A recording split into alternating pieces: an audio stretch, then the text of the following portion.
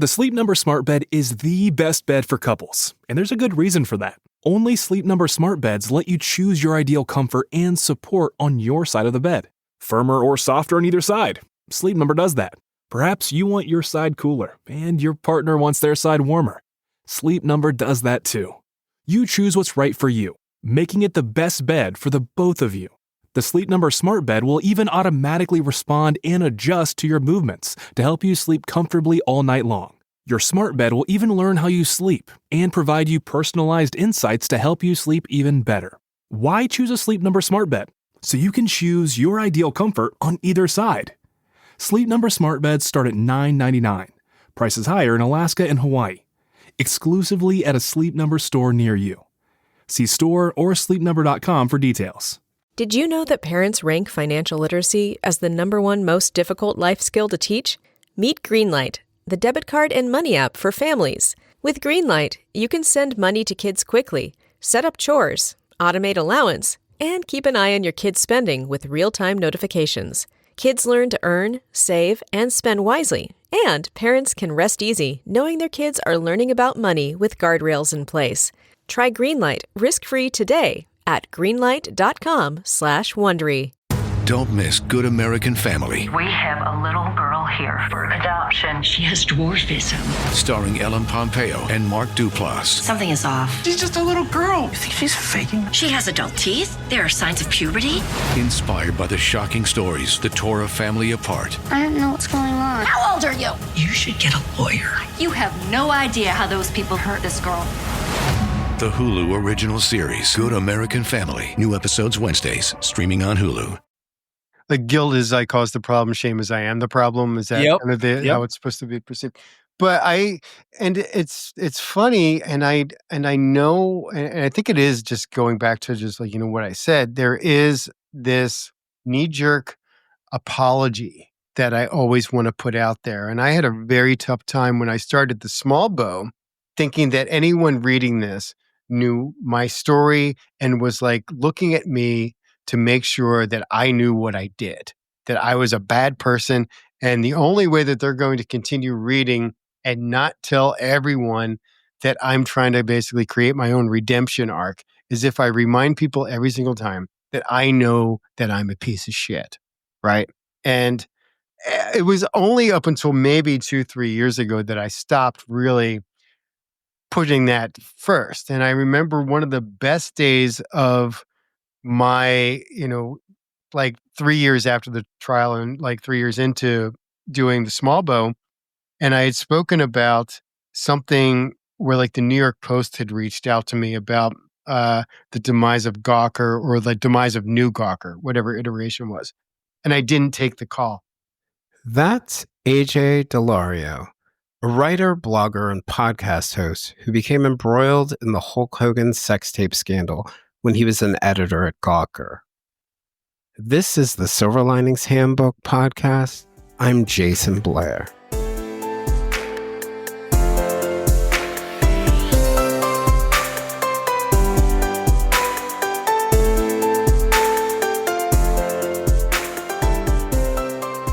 AJ Daulerio is the founder of Small Bow, a website newsletter dedicated to articles about a wide variety of topics ranging from addiction and recovery to friendships and family to internet habits and medicine and mental health. What ties all these stories together, in my opinion, is that they're human stories. And what I mean by that is that the people and not the topics are what drive the conversations. For example, when I was interviewed for Small Bow in 2021, instead of focusing on the scandal that I was entangled in by my own doing at the New York Times, AJ focused on the lessons, how a person learns to live with the past that are applicable to all people. The scandal was just a vehicle to tell my story. AJ's podcast is part interview and part storytelling, and it finds its roots in the newsletter. AJ started the newsletter when he got out of rehab after the Hulk Hogan sex tape trial, which led to the bankruptcy of Gawker Media and the fire sale of its assets, including some of the most read blogs in the country, Gawker, Deadspin, Jezebel, and IO9.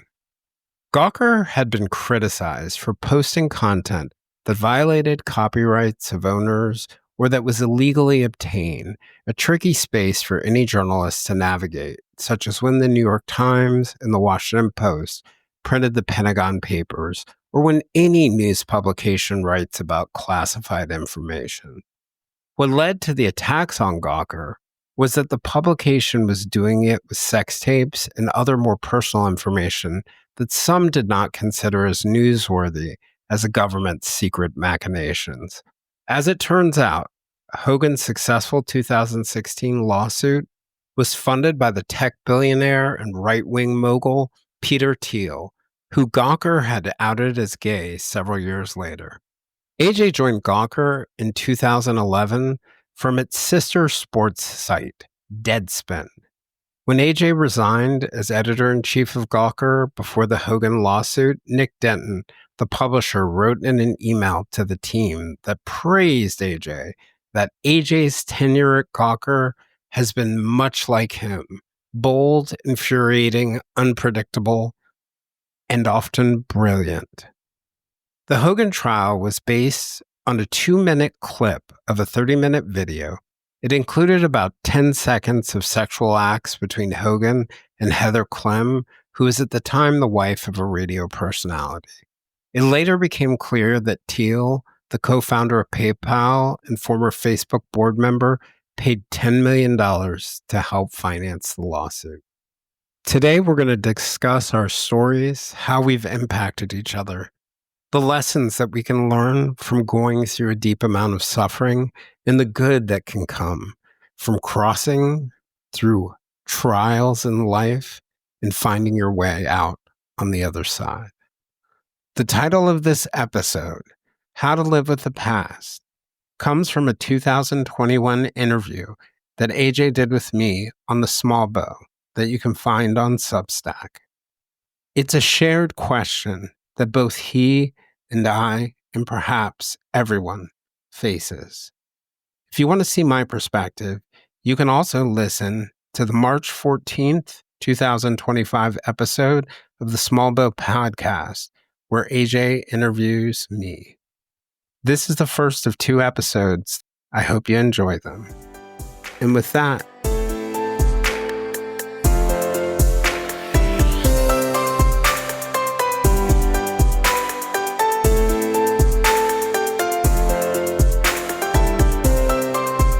so, AJ, just wanted to thank you for coming on. You know, I still remember, and I don't even know when it was, like 2020 or 2021 or something like that, when you first reached out to me. And I don't know if I've ever told you the story, but like it had zero to do. I think I had entirely missed your email. And Okay. you had like emailed our general box.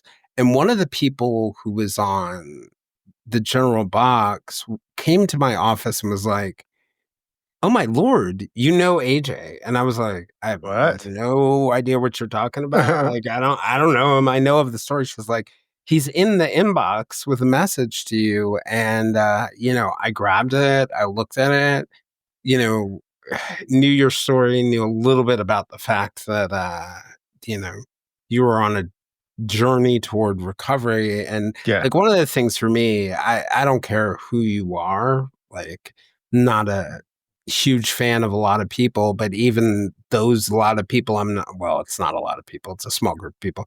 But if they picked up the phone tomorrow in their sobriety or their recovery and they reached out to me, I would definitely at least talk. So I really appreciated making the connection.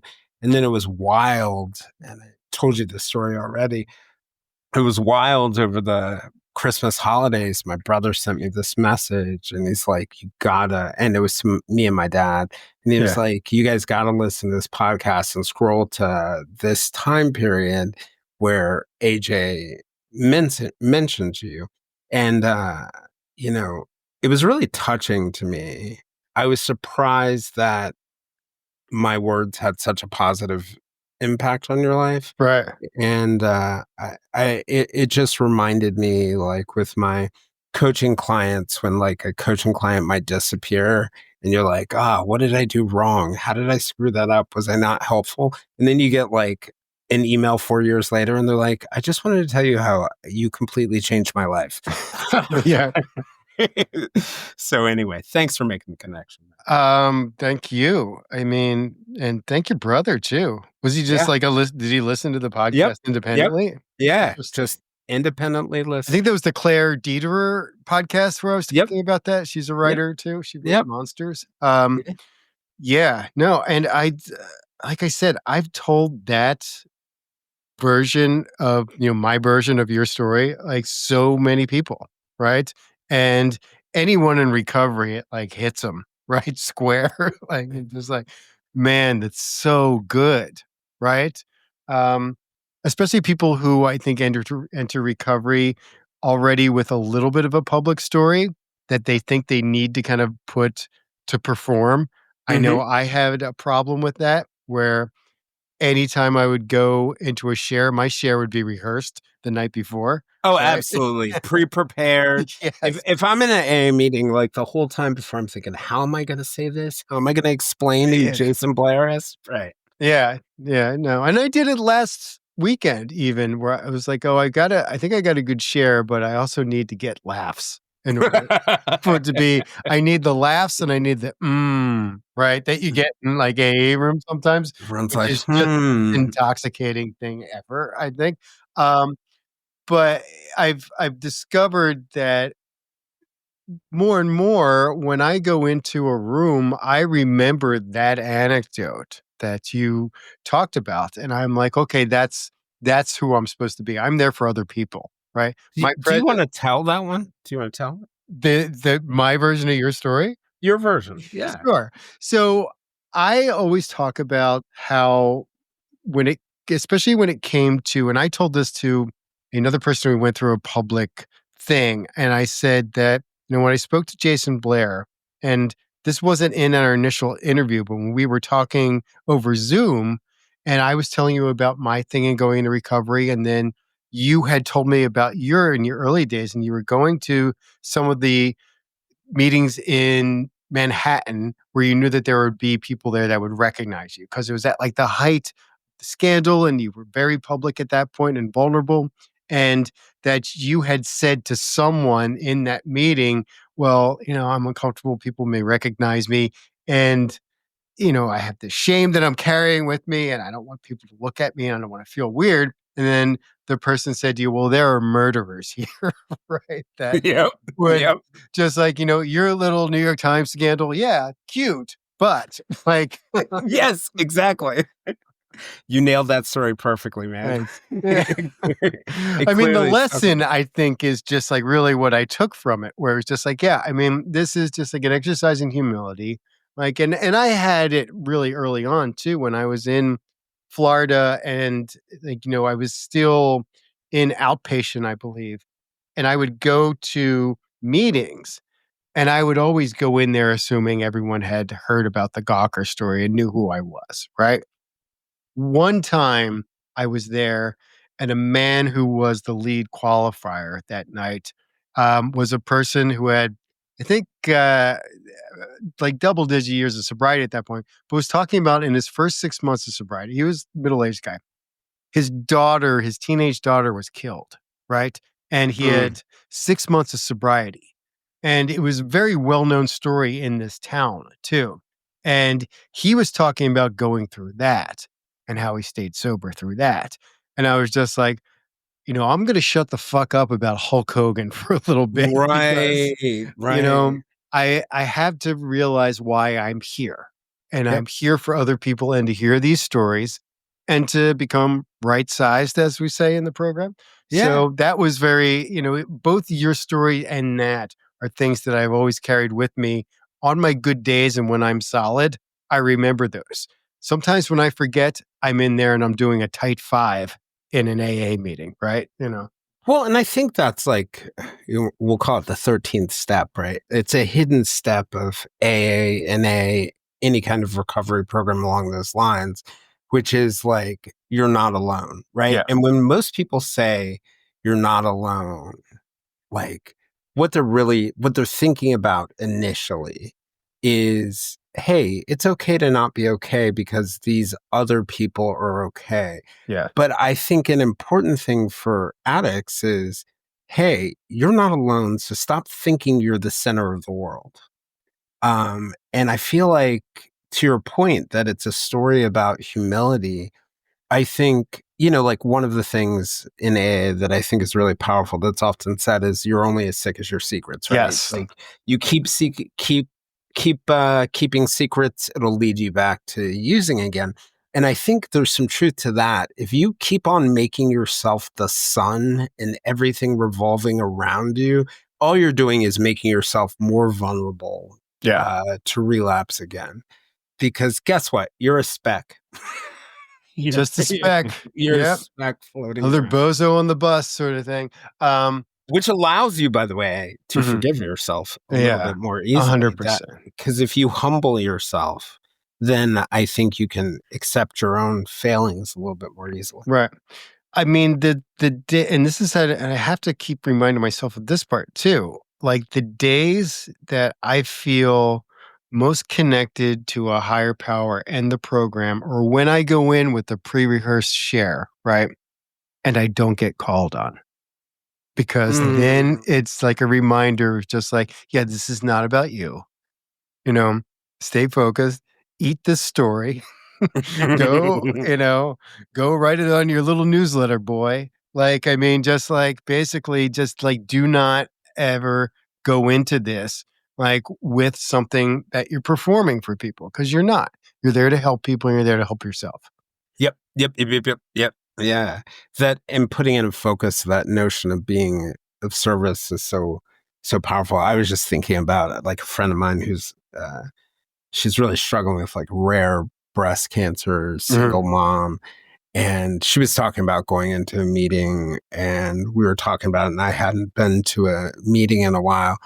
And like, we talked about it afterwards, and, I went off to a meeting, and I was thinking like her biggest service in going to that meeting was like the service to me of reminding me I need to get back in meetings. Like you never know what it's going to be. Never know. You never know how you're going to touch somebody. So I wanted to ask you just a little bit about the Hogan trial, the Hulk Hogan trial. Of course. And, because you'll hear me say this over and over again. There are reasons why people become prominent or something becomes really important in their life. But it is like often, like when I look back at the Time scandal for me, it was huge and it was a really big part of my life. And it's a big part of how people know me. Yes. But it is not the biggest bump I've been through. Sure. And it's probably not the thing. It definitely changed my career, but I've had other moments that have changed me in even deeper ways. So I don't want to overemphasize this piece of it for your life. But, when we were talking on your podcast, one of the things that sort of like really struck me as you were talking, I was thinking, you almost sound, when I listen to your words, as if you hold yourself responsible for that outcome and for the dissolution of Gawker. Right. And I'm just going to leave it at, I was surprised by that. So, yeah, that sucks that I still carry that, huh? Or that comes through. Yeah. I mean, because I don't believe that. I still have trouble saying that I don't believe it, if that makes sense, right? Yep. Where if I say it out loud, then someone's going to come rushing in and basically show my deposition and the result, and that you ruined Gawker. And and on very bad days, Jason, I still type my name into Twitter and we'll see what people say. And like recently, it's basically just like, I can't believe the fall of democracy was started by AJ Daulerio, like being on coke and posting a picture of Hulk Hogan or something like that, right? And I'm like, part of me, because I'm an ego person too, is like, wow, the fall of democracy all comes on me. Like, look at me, Lex Luthor, right? But by the way, Lex, I had a moment. So like that was a part of my beginning, very much so, of my recovery. And it dissipated for a while. And I was like, this is gone. This thinking is like that gone. And then in the middle of the 2016 election, Donald Trump tweets about the Jason Blair New York Times. And I was like, I ruined America. Man, there you go. No, I mean, I'm trying to think of just like, what... Like, I mean, you ruined the New York Times. I ruined Gawker. And I mean, I think you got me beat a little bit. I mean, well, no, not people necessarily care about me. Right? Well, but at least the New York Times is still going. There you go. Wow. Harsh, man. Jeez. No, I didn't know this was a roast. But but honestly, in reality, like neither of us ruined either institution. Yeah.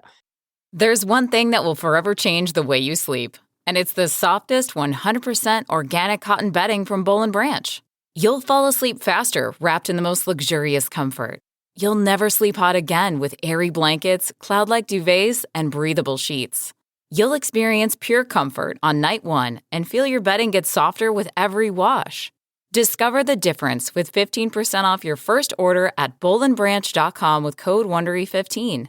Exclusions apply. See site for details.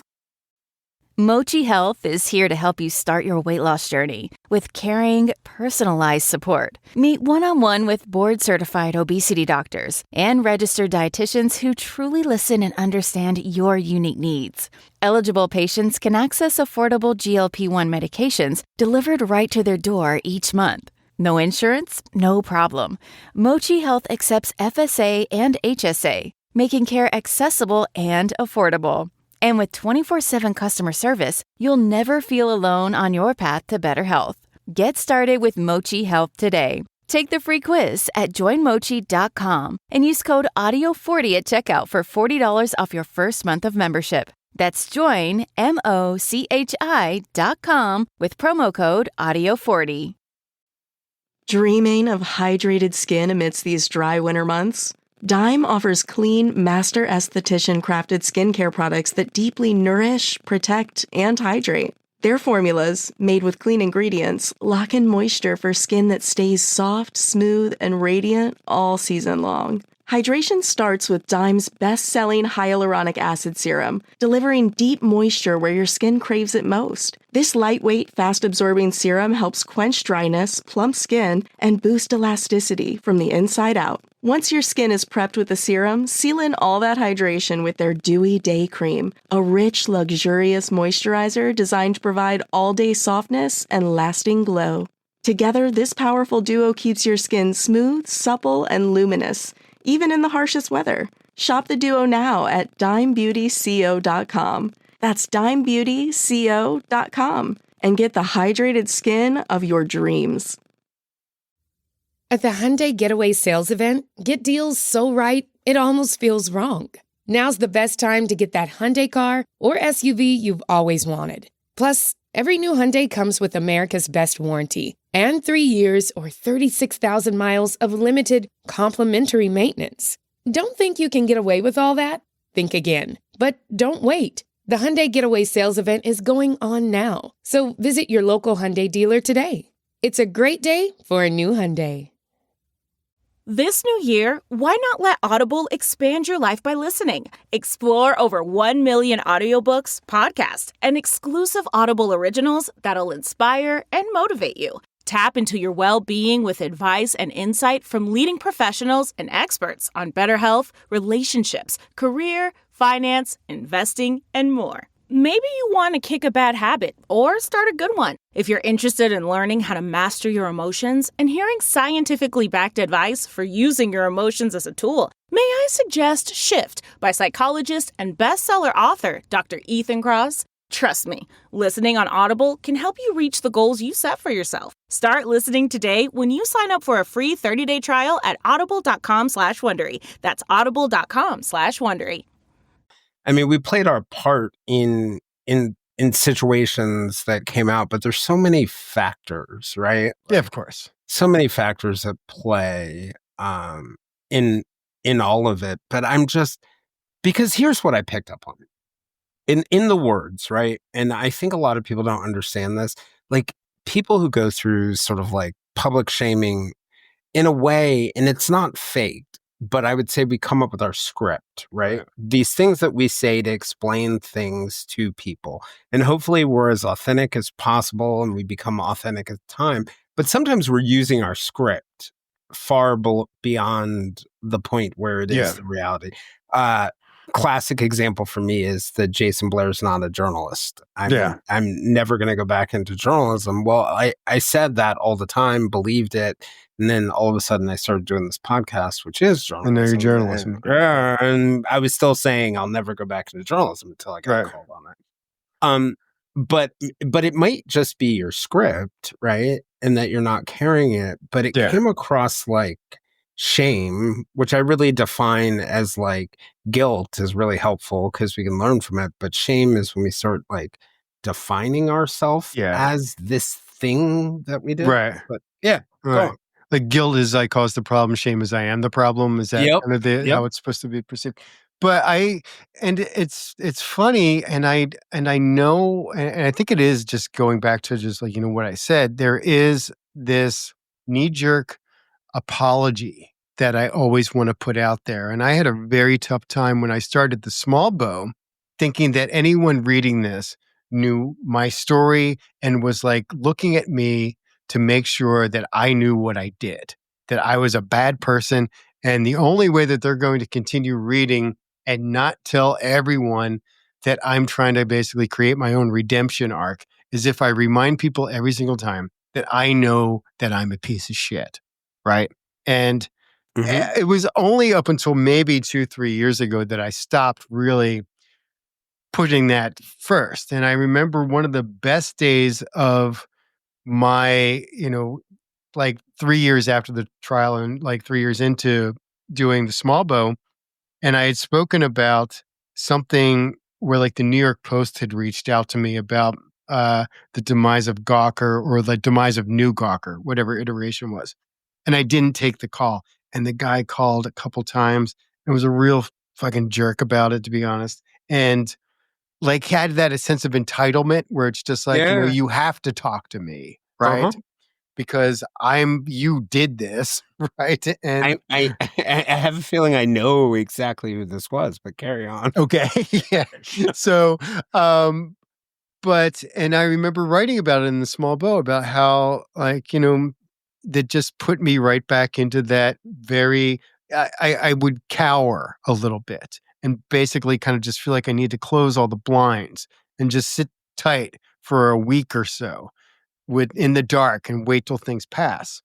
And then I got this lovely email from, a woman who became a friend of mine named Holly Whitaker, who, had her own kind of recovery enterprise. And she said, I've never even heard of you before. I don't know anything about this scandal. I just think the writing on this site is wonderful and it's really good recovery. And I'm like, okay, I can exist as this other person. There is growth there. I'm not that person, right? Yeah. It's part of me, but like the good parts are starting to shine through. And or even like, are you sure that's not a part of the good parts? Like that may have been the foundation for some, you said something earlier that I thought was kind of interesting. You said like people looking at you thinking that this is somehow a part of your redemption arc. Yes. And I get that, right? Like I get that, but like I've never consciously had a redemption arc. But did you feel like when people were saying, because I remember this and because I was covering this at the time, was basically your apology tour, right? And when people used to refer to any interview you did as an apology tour. And I think you bought into that a little bit, right? Well, people, yes, at moments for sure. Yeah. And people will still accuse me of it, even today. Yeah. But what I can say about the experience with the Times collectively, right? Like not instantly in the moment, but over the first few years, the aftermath, I was humbled so much. Yeah. That like, it wasn't about recovery. It was about like survival. Sure. So people looked at it as a recovery tour for me, but for me, it was very much about like, You had to eat. apologizing Yeah. and not just had to eat. I needed to have some kind of motivation to not go out into the woods and shoot myself. Yeah, for sure. Yeah. Right. 'Cause I mean and that was the part that I also discovered, which really kind of showed me exactly what my mental illness was. That, people always used to ask me if I was like suicidal during the trial or the outcome like that. And I'm like, no, man, this is like the attention that like feeds me, right? Even if it's bad, right? Like I'm still interesting to in some ways. Getting coverage, even where people are calling me like scum of the earth, it's like this is still making me feel alive in some ways. But Yeah. like without it, and I've had that darkness with me since I've been 12. I basically had suicidal ideation and made an attempt, and I've had that. Like, I can go there at any moment, even on great days, right? Excellent days. Yes. Yeah. 100%. So that like the trial had nothing that didn't activate that. I didn't need to be on suicide watch for that at all. I mean, I was kind of just exactly basking in that a little bit because I felt like I still had some semblance of control, right? That if I did get through this, well, there will be a book deal for me. Then I can tell my side of the story, right? And and we had discussed this. I think the first time we spoke was that I think that was the first thing I asked you. Would you have written that book? And you obviously said no. And I love the fact that you sign it, that you inscribe it to tell people not to read it, which I think, because I got very lucky that my book deal fell apart in that first year, because I absolutely would have been like a huge mistake and would have been a huge setback for my recovery and my healing more than anything. Yeah, distraction because I think, like, to your point, like maybe for the broader world, their understanding of us starts at the moment something big happens, like a scandal or you win a Nobel Peace Prize on the other side. Sure. One of my former colleagues, and one of my favorite quotes about me afterwards was like, I knew Jason was going to be famous. I just didn't think it was going to. Yeah. Right.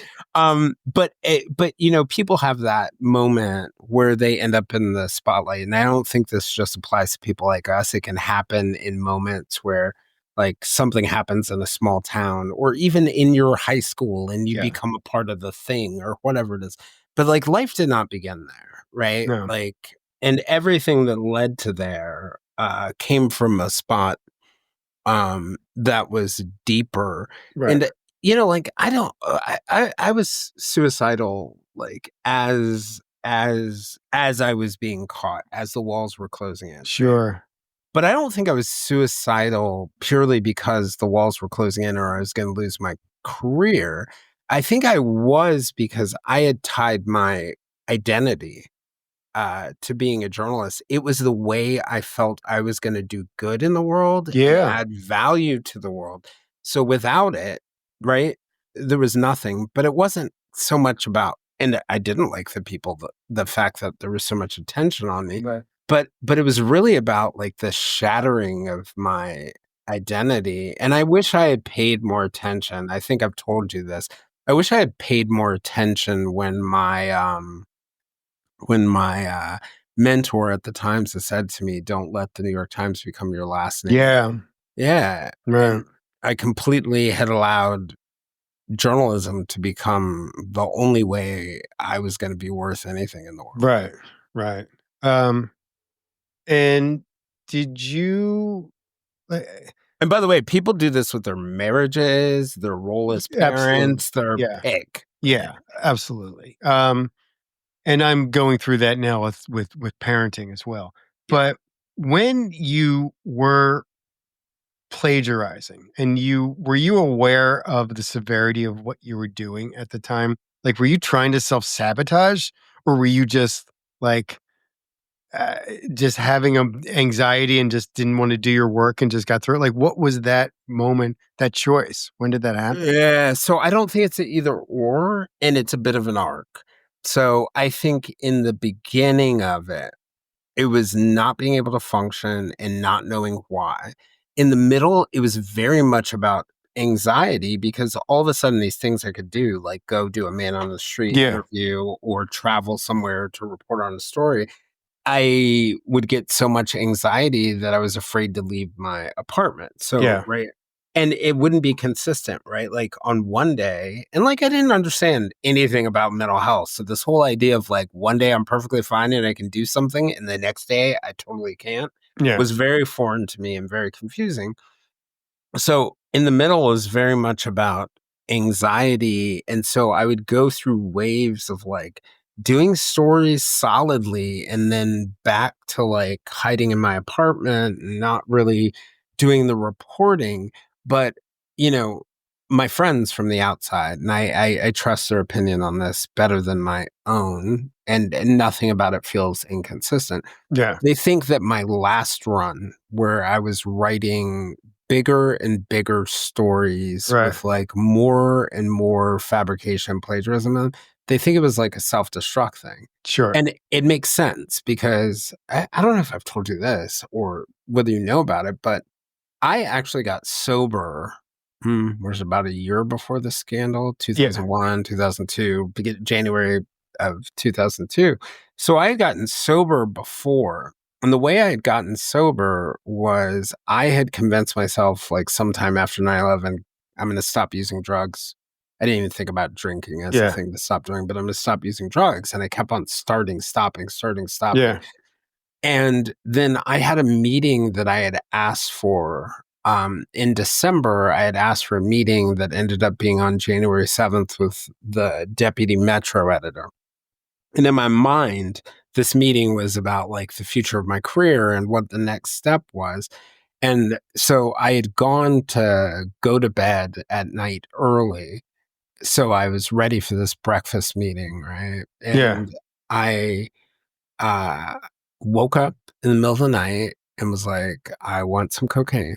And trust me, it was like up, down a couple times. And I found myself like wandering Bed-Stuy, which at the time is not the modern Bed-Stuy, you know. So this is like East New York now, right? Wandering Bed-Stuy in the night to get some cocaine, which I couldn't get. So I got crack, and then I broke the crack down into powder cocaine all night. And I remember this moment where I walked into the bathroom of the brownstone I was living in. I looked in the mirror and I was like, who the fuck are you? You are not the little boy that your mom loved. And I went to this meeting, and instead of saying, here's what I want to do with my career, I said, I don't know what the fuck's going on, but I got a drug problem and I need help. And that is what began the process of my sobriety. Like the Times jumped in, got me into treatment. Clearly, in retrospect, they had a relationship with this treatment place. And by that, I mean, they'd referred a couple of people there before. And so I felt like 25-year-old, 26-year-old me felt, all right. And you know, like they gave me time off to go there. So at that, I thought that because I had asked for help and they had given me help, that like I had had my one chance. So during all that, like I didn't feel like I knew something was wrong. Didn't know what it was. Didn't feel like I could articulate it or ask for help so I think there's probably some truth to the tail end of it was a big self-destruction. Long-winded answer to your question. My apology. No, I because I read about, you know, Night of the Gun was basically the first book that I read. David Carr's book? Yes, David Carr's book. And you're in there. But it's funny to know you now and then knew him a little bit before he passed, obviously. But then just reading the book and then seeing two people in recovery kind of connect, right? During during your vulnerable moment, right? Like that David's concern was with Jason the person, right? 100%. It was also, I mean, obviously David Carr is like the New York Times mascot at this point, right? And like, you know, absolutely talk about someone whose last name was the New York Times for a little while. I mean, he's the guy, right? But I was just like, yeah, I mean, thinking back to when I first saw that you were having drugs and alcohol were part of your story in the retelling of the scandal, right? That you were an addict, right? And that people would kind of, as if it was some way just like, oh, well, this is not surprising then. This is like addict shit, right? And I'm like, but it's interesting because you were sober during that time. Because I always tell people, too, like, I mean, dude, like I had like 2.5 months in that courtroom. Like bad shit started to happen in early sobriety for me. Like, well, so there's the thing. I don't know if I've told you this story, but it really hones in onto your point. So when I initially went into in early 2022, so a year before the scandal, when I went into, I love this story. So 2 things stand out to me. So on the first day where I go into rehab and they have that long sheet that's like, what's your family history? I'm like, check, diabetes, family history of mental health conditions. It's got a list of them. And I'm like, well, yeah, we got none of those. Family history of alcoholism and drug addiction. Yeah, none of that in our family. Right. Come to find out, once I get into sobriety, it's like, you can't. Everybody got it. Yeah. You can't throw a rock without hitting people. Right. And then the other thing in that is this meeting, like about 5 months into outpatient, where the psychiatrist, you have to have a meeting like before the 6-month point, after the 3-month point with the psychiatrist. And he's like, sometimes people, when they're in early sobriety, find that mental health conditions start to emerge, so how's your sleep? And I'm like, it's shitty. He's like, so, sometime around that, 6-month point or whatever, we realized you were actually self-medicating a mental health condition. Yeah. And I'm like, I am not going to put those pharmaceutical drugs from those evil pharmaceutical companies in my body.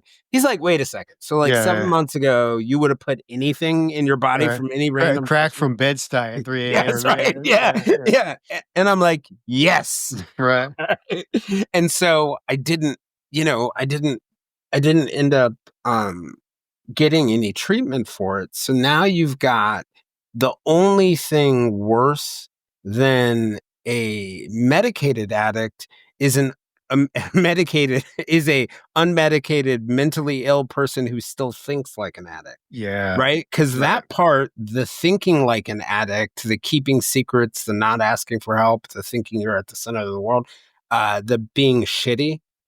Well, that doesn't instantly go away just because you put down. Yeah. This is a mini meditation guided by Bombas. Repeat after me. I'm comfy. I'm cozy. I have 0 blisters on my toes. And that's because I wear Bombas, the softest socks, underwear, and t-shirts that give back. 1 purchased equals 1 donated. Now go to bombas.com/Wondery and use code Wondery for 20% off your first purchase. That's BOMBAS.com/Wondery and use code Wondery at checkout.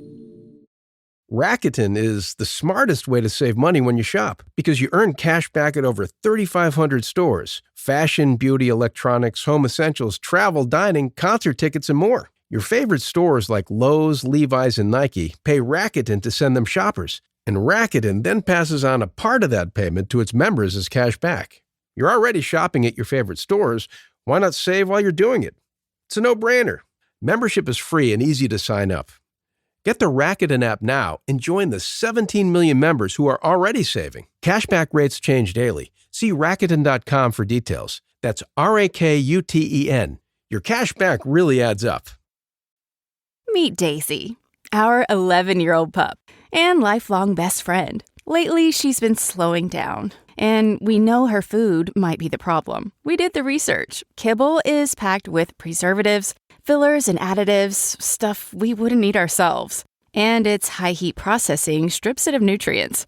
We eat fresh, healthy food to live longer. Shouldn't our dogs? That's why we switched to Ollie, made with real human-grade ingredients. Ollie's fresh meals are vet-formulated for optimal nutrition. No mystery meat, just real food. The difference? Daisy's got her energy back. Her coat shines, and she's her happy, tail-wagging self again. Getting started is easy. Take a quick quiz, get a personalized meal plan, and enjoy unlimited routine health screenings for your pup. Give your dog the fresh, nutritious meals they deserve. Delivered to your door. Visit ollie.com/seniorpup. Use code SeniorPup for 60% off your welcome kit and try Ollie risk-free with their happiness guarantee. I'm in. And I think... Or even the fear of being vulnerable, right? Like, Well, it was so... And this really annoyed me a lot when people would retell... there's a lot of stuff where the shorthand version of the Gawker story for me was a lot of people would say, well, he was a drunk and that's the reason why this happened. And I'm like, it's not like I had like a whiskey bottle under my desk and just started mashing buttons, right? And then the company collapsed. Like an ice shelf falling. Right? That would have been funnier. Right? I was like, this thing was vetted. We had a lawyer. The lawyer told me you can show this amount and you're fine. And then this is what you can do. We went through the process, right? And, but I knew what my reputation was. I loved that reputation for a long period of time. I thought that made me unique. I thought I was a special person who could... What was that reputation? That I was able to do drugs and still do my job very effectively. I thought, and this is like my mind... Oh my God. I feel like I'm having a conversation with David Carr right now, but go on. But I thought that if I hid my love for drugs and my recreational drug use, that would make me more of an addict. So instead, I would wear it with pride, right? And that kind of kept me safe in some ways. Just like, people ask me if I do cocaine. Yeah, absolutely. I did some this morning. My dealer comes to the office every once in a while. I buy it for everybody, right? Have actually had those sort of conversations. There's, there's like a GQ profile that was done of me in 2010, which is the writer is basically just like, well, I think this guy's an addict, but he's not saying that he is. But here's all the shit that we did in the 10 days that I was covering him, and I got alcohol poisoning, and this was his, So, Gabriel Sherman was the guy who wrote it, who obviously... Oh, Gabriel, yeah. I know, wonderful career after that. But that was the thing that it was just like it was such a part of my work and my ability to do my job. That that was the thing. I just felt that gave me that was my Popeye spinach, right? It's interesting because when your situation with Gawker happened, here's what I knew about you. This is the sum total of, well, not sum total, but it's what stuck out about you between when it happened with Gawker, and when we first talked. All I knew was you were a guy who is the editor of Gawker, who made, a decision related to this video. A decision. Yes. Yeah. Who said, yes, who said some really dumb journalism things. Cause what you said was the kind of crap. And yeah, it's the kind of crap that you hear people say in newsrooms already. And I know people beat the living heck out of you for saying that it had no news value, or they beat the living heck out of you for saying that oh, I'd be cool, or I wouldn't be cool with doing a video of a celebrity. It wouldn't be newsworthy if they were under 40. Under 40. Right. Yeah. But those are the kind of crazy jokes, and I'm not saying that they're great jokes, but that you hear in journalism all the time. If you heard the things that the most respectable journalists have said at a crime scene, you as a non-journalist would be aghast. I was like, okay, this guy said some journalism stuff, and it unfortunately ended up in a lawsuit. Right. Well, I mean, I knew nothing about your addiction. Zero. I remember going to that deposition the night before, and also thinking, I think pretty confidently that the case would never get anywhere, right? Because most of these things, we had insurance, we were going to pay Hulk Hogan his sum of money, and then everything would go away and go back to normal. So because I'd been sued a couple times before that, and that's how it played out. So you didn't realize that this was really about Peter Thiel? I didn't. I had no clue. But I also went into that deposition, very cocky. I just got in a new job at Spin Media as like the editorial director, like a huge salary, and kind of just really believing that, I had the vision to basically just like build the next great editorial product. And I was like the superstar of the moment. And I'd also just seen The Wolf of Wall Street. And I don't know if you remember when like the feds were deposing like some of the guys that were selling the penny stocks and how much they were assholes and eating donuts and shit like that. Like that was my plan was to basically, I'm going to give them nothing. Like, Jason, unfortunately, I have a GChat from that era where someone asked me how it was, and I said, I did great. Like, oh, wow. Yeah. Wow. I mean, I was just like, I gave him nothing. I absolutely just like did this company proud. Like, and I'm in. So, yeah. Was there an attorney in that deposition? There was. Yeah, okay. There absolutely was. I mean, he wasn't, I remember him saying just like, Stricken does not respond. I'm just like, I'll respond. Yes. And I remember the dude that was taking the deposition, because the video deposition too.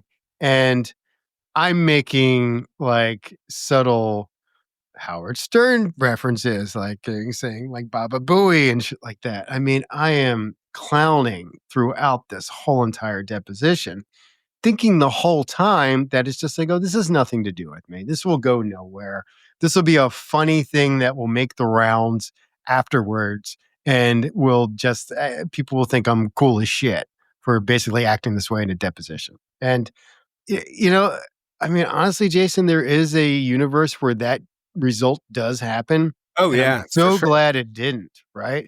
Because I still probably would have been a drug addict. And my life. Which actually brings me to another question that I wanted to ask you. Yeah. Which is like, in thinking about all of what you went through, like you got small bow now, you've got a family now, you've got kids. Yeah. You have had this opportunity to have like a really positive impact on people's lives, including my own. Thank you. If you could only have that, if you went through something as hellish as what you went through, would you do it again? Only way you can have it. Oh, yeah, 100%. For sure. Yeah. I mean, I think that, and I mean, just correct me if I'm wrong, but I mean, it's just like the only way to recognize, because I mean, there's, like I said, I mean, this was not an overnight switch. I didn't become humble the minute I got out of that courtroom, right? I was angry and bitter, and I had like... I call it humbled, but not humble yet. Like, as in you have been humbled, but you don't get it. I mean, I had a list of people that like, when I'm back, this is who I'm going to marry. I mean, it's basically just like Trump, right? Like, I had my list. But, so, and it wasn't until I began to realize all of the good that was happening in my real life, right, at the time, where, I had like, met the woman that I was going to marry. We did have this child coming. Like, I mean, I was pretty much unemployable for sure, but I wasn't paying attention to all these good things that were happening in my life, right? I mean, I think we talked about this on my podcast, but I mean, I think I felt really like until I can get a job again, I can't like really embrace the good things that are happening in my life. I felt the exact same thing. Right? Yeah. So, I mean, that was something that I've told to other people like who have been in similar situations since then that I was just thinking, just don't put your life on hold until your public redemption happens, because it may not happen. You're not going to get your life back at all.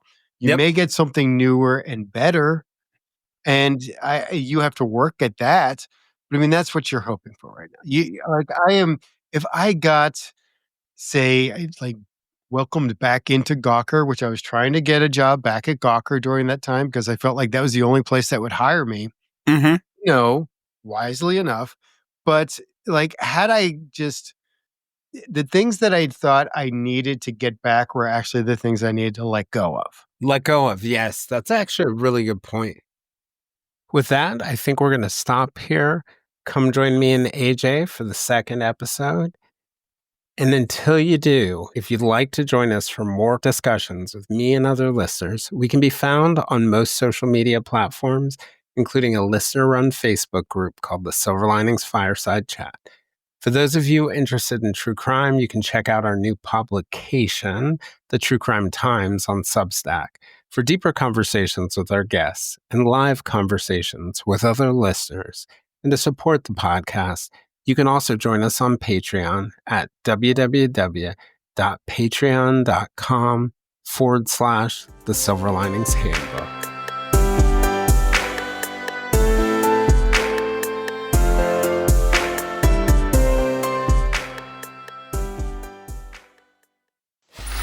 Free audio post-production by alphonic.com. This is your before and after story. Prepare for an incredible career in nursing. At Southeastern College, experience expert hands-on training. Learn real-world skills in our professional lab and simulated settings. And train for opportunities as a practical nurse, registered nurse, or career advancement with our RN to BSN program. At Southeastern College, your future is bright. Visit sec.edu to get started.